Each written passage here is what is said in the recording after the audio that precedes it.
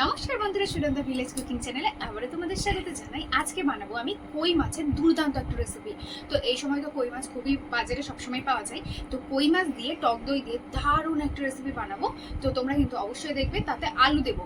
তো সেটা কিন্তু একদমই দুর্দান্ত রেসিপি হবে। তার সঙ্গে থাকবে রুই মাছের মাথা দিয়ে ছোলা, কাঁচা ছোলা এবং আলু দিয়ে দারুণ একটা রান্না। তো এই রান্নাটা কিন্তু বেসিক্যালি আমার নিজের বানানো। তো চলো কি কি সামগ্রী নিয়েছি, উপকরণ নিয়েছি সেগুলো দেখে নাও। তোমাদের বলছিলাম আজকে কিন্তু এই যে ছোলাটা আমি ভিজিয়ে রেখেছি গতকাল রাত্রে। তো দেখতে পাচ্ছ ফুলে কত বড় বড় হয়ে গেছে ছোলাগুলো। তো এই ছোলাটা দিয়ে আজকে কিন্তু আলু দিয়ে আর মাছের মাথা দিয়ে দারুণ স্বাদের একটা কষা কষা রেসিপি বানাবো। এবং এই রেসিপিটা কিন্তু একদমই আমার বানানো। তো এই রেসিপিটা কিন্তু অবশ্যই তোমরা দেখবে এবং বাড়িতে বানিয়ে খেয়ে দেখবে কেমন লাগে। পুরো আদা রসুন পেঁয়াজ দিয়ে কষিয়ে দারুণ স্বাদের একটা রান্না বানাবো। আর রান্নাঘরে কই মাছ রাখা আছে কেটে ধুয়ে। তো সেই কই মাছ কিন্তু এই টক দই, আদা পেঁয়াজ রসুন, শুকনো লঙ্কা এগুলো দিয়ে কিন্তু সুন্দর করে রান্না করব। তবে এখানে অনেকটা শুকনো লঙ্কা দিয়ে ভয় পাওয়ার কিছুই নেই, এতটা শুকনো লঙ্কা আমি দেবো না, এমনিই নিয়েছি। তো মাছের মাথা দেওয়ার জন্য এখানে আমি রুই মাছের মাথা নিয়েছি এই রেসিপিটার জন্য। তো বন্ধুরা চলো রান্নাঘরে যাই। তো বন্ধুরা প্রথমে কিন্তু একটা ছোট্ট কড়াই নিয়ে নিয়েছি, তার মধ্যে কিন্তু নিয়ে নেব এখন ভিজিয়ে রাখা ছোলাটা, আর নিয়ে নেব আলু। যে আলুটা আমি এই রেসিপিতে দেব সেই ছোলা আর আলুটা কিন্তু ওই পাশের ওভেনে আমি সুন্দর করে সেদ্ধ করে নেব।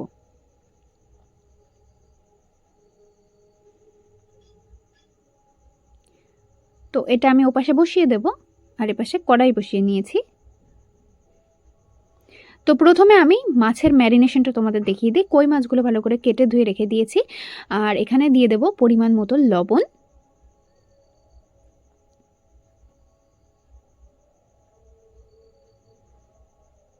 দিয়ে দেব হলুদ গুঁড়ো,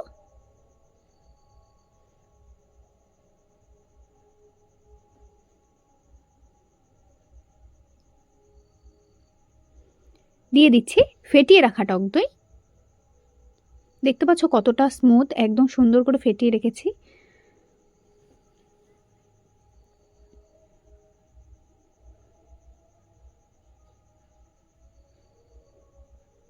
দিয়ে দেব তেজপাতা,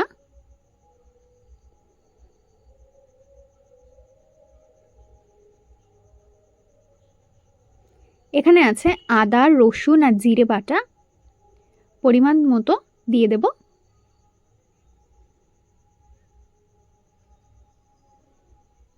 লঙ্কা বাটা দেব,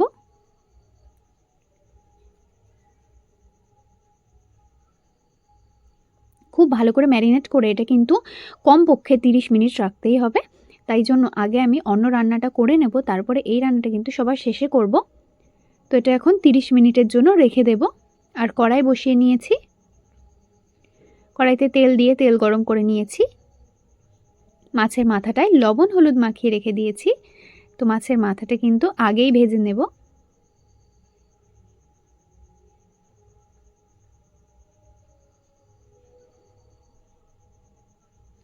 দুদিক দেখো খুব সুন্দর করে লাল করে ভেজে নিয়েছি, এটা এখন তুলে নেব।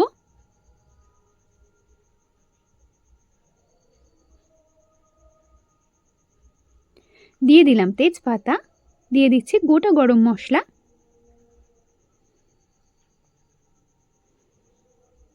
দিয়ে দেব পেঁয়াজ কুচি,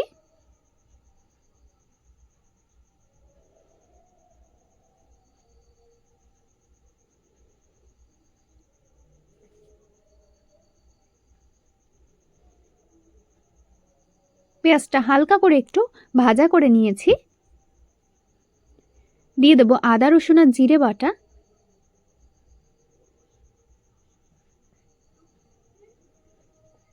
দিয়ে দেব শুকনো লঙ্কা বাটা,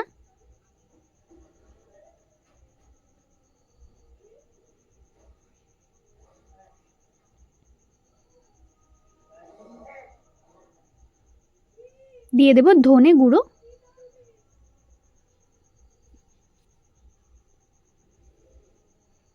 দিয়ে দেব হলুদ গুঁড়ো,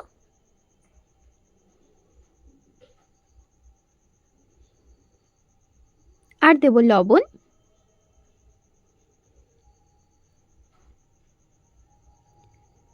দিয়ে দেবো অল্প একটু জল, দিয়ে সুন্দর করে কষিয়ে নেব। তো এদিকে দেখতেই পাচ্ছ হালকা একটু কষে উঠেছে, তখন দিয়ে দিতে হবে টমেটো কুচি। ভালো করে এবার পুরো মশলাটা একসঙ্গে কষিয়ে নেব। দেখতেই পাচ্ছ মশলা থেকে খুব সুন্দর করে তেল ছেড়ে গেছে। এখন আমি সেদ্ধ করে রাখা আলু আর ছোলাটা দিয়ে দেব। এটা দিয়ে আরেকটু কষিয়ে নেব। তো কষানো হয়ে গেছে, দিয়ে দেবো ভেজে রাখা মাছের মাথাটা, একটু ভেঙে নিয়েছি। তো এটা দিয়েও আরেকটু কষিয়ে নেব। সব কষানো হয়ে গেলে দিয়ে দেবো পরিমাণ মতো জল। খুব সুন্দর করে সব কিছু একসঙ্গে সেদ্ধ করে নেব।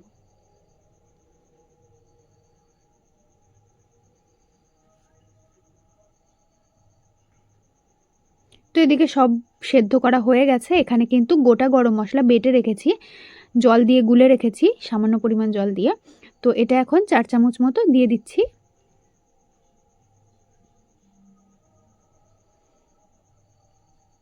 তো এই রান্নাটা কিন্তু হয়ে গেছে, নামিয়ে নেব। সব রান্নার শেষে যদি গোটা গরম মশলা গুঁড়োটা ব্যবহার করে বেটে ব্যবহার করা যায় গোটা গরম মশলা, তাহলে কিন্তু খেতে আরও বেশি স্বাদ হয়। তো এদিকে দেখতেই পাচ্ছ ওটা নামিয়ে নিয়েছি, আর এদিকে কড়াইতে তেল গরম করে দিয়ে দিয়েছি গোটা গরম মশলা, পেঁয়াজ কুচি,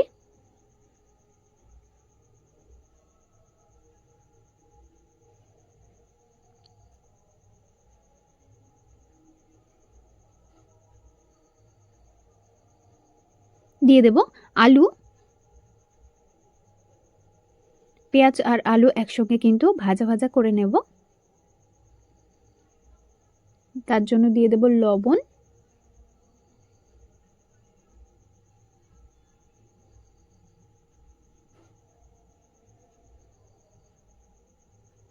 তো এবার কিন্তু ম্যারিনেট করে রাখা মাছটা দিয়ে দেবো, কিছুক্ষণ ভেজে নেওয়া হয়ে গেছে।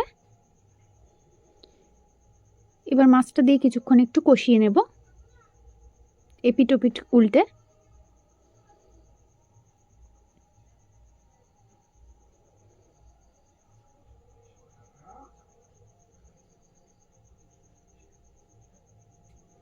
তো এদিকে দেখতেই পাচ্ছ খুব সুন্দর করে কষানো হয়ে গেছে, তেল ছেড়ে গেছে খুব সুন্দর করে। দিয়ে দিচ্ছি পরিমাণ মতো জল।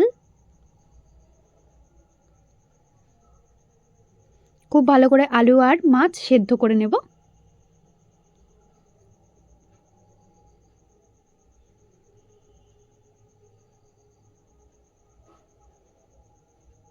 তো এদিকে দেখতেই পাচ্ছ আমার মাছের রান্নাও হয়ে গেছে, কতটা শুকিয়ে গেছে এবং খুব সুন্দর করে সেদ্ধ হয়ে গেছে। ওপর থেকে বেটে রাখা গরম মশলা দিয়ে দেব। তো বন্ধুরা, আমার আজকের এই দুটো রান্না ভালো লেগে থাকলে লাইক করে দিও, শেয়ার করে দিও ভিডিওটা। আর এখনও পর্যন্ত যারা সাবস্ক্রাইব করে নাওনি সাবস্ক্রাইব করে নিও। সবাই ভালো থেকো, সুস্থ থেকো। আবার দেখা হবে আগামীকাল একটা নতুন কোনো রান্নার ভিডিও নিয়ে। ততক্ষণ বন্ধুরা টাটা।